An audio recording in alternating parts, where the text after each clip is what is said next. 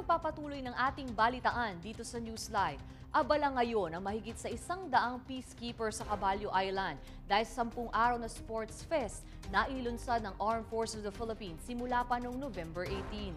Ayon kay AFP spokesperson Lieutenant Colonel Harold Cabunok, nagpaligsahan ang mga nasabing peacekeeper sa iba't ibang palaro, kabilang na ang paghuhuli ng isda at coastal cleanup. Ito ay inaasahang matapos sa November 28. Ang mga mananalo ay bibigyan ng cash prizes sa unang linggo ng Disyembre pagkatapos ng kanilang 21-day quarantine, kasabay ng Heroes Welcome para sa kanila sa Camp Aguinaldo.